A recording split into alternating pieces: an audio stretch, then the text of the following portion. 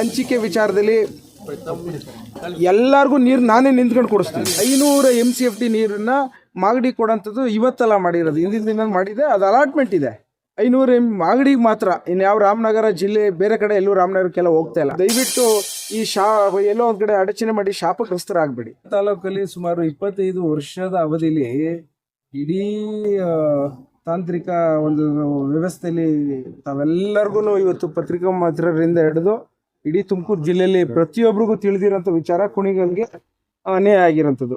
ಸುಮಾರು ಶೇಕಡವಾರು 10% ಅಷ್ಟೇ ನಾವು ನೀರನ್ನು ತೆಗೆದುಕೊಳ್ಳೋಕ್ಕಾಗ್ತಿದೆ. ತುಮಕೂರು ಬ್ರಾಂಚ್ ಕೆನಾಲ್ ಅಂತ ಏನು ವೈದ್ಯರಾಮಯ್ಯನವರು ಕಟ್ಟಿಸೋದಂತ ನಾಲಾ ವಿಚಾರದಲ್ಲಿ ಸುಮಾರು 200 ಕಿಲೋಮೀಟ್ರು ನೀರು ಹರಿಯುವಂಥ ಸಂದರ್ಭದಲ್ಲಿ ನಾವು ರೈತರಿಗೆ ಎಲ್ಲೋ ಒಂದು ಕಡೆ ಎಲ್ಲ ರೀತಿಯಲ್ಲೂ ಕಟ್ಪಾಡು ಮಾಡಲಿಕ್ಕೆ ಕಷ್ಟ ಆಗಿರೋಂಥ ಹಿನ್ನೆಲೆಯಲ್ಲಿ ನಾವು ಯಾವುದೇ ಕಾರಣಕ್ಕೂ 100 ಗೇಟ್ಗಳನ್ನ ನಾನೇ ಹೋಗಿ ದೊಣ್ಣೆ ಹಿಡ್ಕೊಂಡು ಎಲ್ಲರನ್ನೂ ಕಾವಲು ಕಾಯೋಕ್ಕಾಗಲ್ಲ ಅಂತೇಳಿ DK ಸುರೇಶ್ ಸಾಹೇಬರು ಮತ್ತು DK ಶಿವಕುಮಾರ್ ಸಾಹೇಬರು ಮತ್ತು ನಾವು ಸೇರಿಕೊಂಡು ಕುಣಿಗಲ್ ತಾಲೂಕಿಗೆ ಸಿಗೋಂಥ 3100 MCFT ನೀರನ್ನು ವಿಶೇಷವಾಗಿ ವೈಯಕ್ತಿಕವಾಗಿ ಪೈಪ್ಲೈನ್ ಮೂಲಕ ನಮ್ಮ ರೈತರ ನೀರಿನ ಪಾಲನ್ನು ತರಲಿಕ್ಕೆ ಹೊರಟಿರೋಂಥದ್ದು. ನಾನು ಇವತ್ತು ಹೇಳ್ತೇನೆ, ತುಮಕೂರು ಜಿಲ್ಲೆಗೆ 24 TMC ಕೊಡೋಂಥದ್ರಲ್ಲಿ ನನ್ನ ಮೊದಲನೇ ಹೆಜ್ಜೆ, ನನ್ನ ಜೀವ ಇರೋಂಥದ್ದು ಆ ಜಿಲ್ಲೆಗೆ ಹೋರಾಟ ಮಾಡೋಂಥದ್ದು. ನಾನು ಪ್ರಥಮ ಹೆಜ್ಜೆ ನೀಡಲಿಕ್ಕೆ ತಯಾರಿದ್ದೇನೆ. ಇವರು ಎಷ್ಟು ನೀರಿನ ಹಂಚಿಕೆ ವಿಚಾರದಲ್ಲಿ ಎಲ್ಲರಿಗೂ ನೀರು ನಾನೇ ನಿಂತ್ಕೊಂಡು ಕೊಡಿಸ್ತೀನಿ. ಜನನ ಅರ್ಥ ಮಾಡ್ಕೊಂಡಿದ್ದಾರೆ. ಅದೇ ವಿಶೇಷವಾಗಿ ರಾಜಕೀಯ ಮಾಡ್ತಾರೆ. ಎಲ್ಲೋ ಒಂದು ಕಡೆ ಡಾಕ್ಟರ್ ರಂಗನಾಥ್ 1000 ಕೋಟಿ ತಂದುಬಿಟ್ಟಿದ್ದಾನೆ, ಎಲ್ಲೂ ದುಡ್ಡು ಬೇರೆ ಕಡೆ ಎಲ್ಲ ಆಗ್ತಾಯಿಲ್ಲ ಅನ್ನೋ ಒಂದು ರಾಜಕಾರಣ ಒಂದು ಕಡೆ ನಮ್ಮಲ್ಲಿ ವಿರೋಧ ಮಾಡ್ತಾ ಇದ್ದಾರೆ JDS BJP ಅವರು.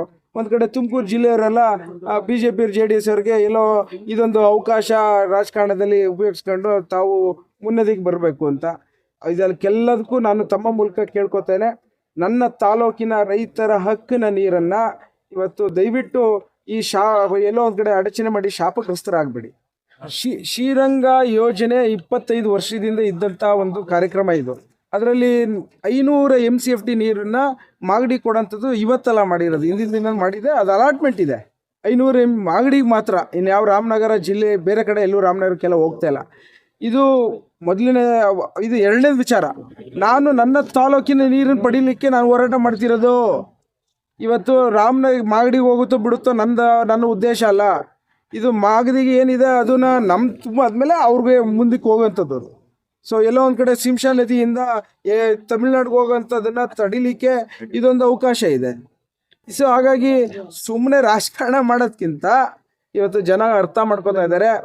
ಒಣ ಪ್ರತಿಭಟನೆಯನ್ನು ಬಿಟ್ಟು ಇವತ್ತು ನಾನು ಒಬ್ಬ ಜಿಲ್ಲೆನಲ್ವೇ, ನನ್ನ ಕುಣಿಗಲ್ ತಾಲೂಕಿನವರು ಇವತ್ತು ತುಮಕೂರು ಜಿಲ್ಲೆಗೆ ಸೇರೋದಿಲ್ವೇ? ನನ್ನ ನೀರು ಸಿಗೋದು ವಿಚಾರಕ್ಕೆ ಎಲ್ಲರೂ ಯಾಕೆ ಅಪೋಸ್ ಮಾಡ್ತಾ ಇದ್ದಾರೆ? ಇವತ್ತು ನಾನು ಕೇಳ್ತೇನೆ, ನಾಯಕರು ಸುರೇಶ್ ಗೌಡ ಬೇರೆಯವರೆಲ್ಲ ನಾಯಕರುಗಳು ಏನು ನನ್ನ ಹತ್ರ ಬಂದ್ಬಿಟ್ಟು ನಿಂದು ತಾಲೂಕು ನಮ್ಮೂರು ಕುಣಿಗಲ್ಲು ಮಾಡ್ಕೋ ನೀನು ಅಂತ ಹೇಳೋದು, ಅಲ್ಲಿ ಬಂದು ರಾಜಕೀಯ ಮಾಡೋದಾ?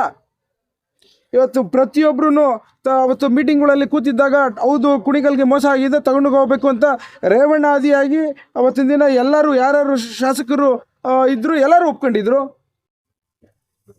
ನಾನು ಕೇಳೋವಂಥದ್ದು ಇಷ್ಟೇ, ನಮ್ಮ ಜಿಲ್ಲೆಗೆ ಬರೋಂಥ 24 TMC ನೀರನ್ನು ತರೋಣ. ನನ್ನ ತಾಲೂಕಿಗೆ ಬರೋಂಥ ನೀರು 3000 MCFTನ ತರಲಿಕ್ಕೆ ಯಾರು ಅಡಚಣೆ ಮಾಡಬೇಡಿ. ಯಾವುದೇ ಕಾರಣಕ್ಕೂ ಅದು ನಿಲ್ಲಿಸೋದಿಲ್ಲ.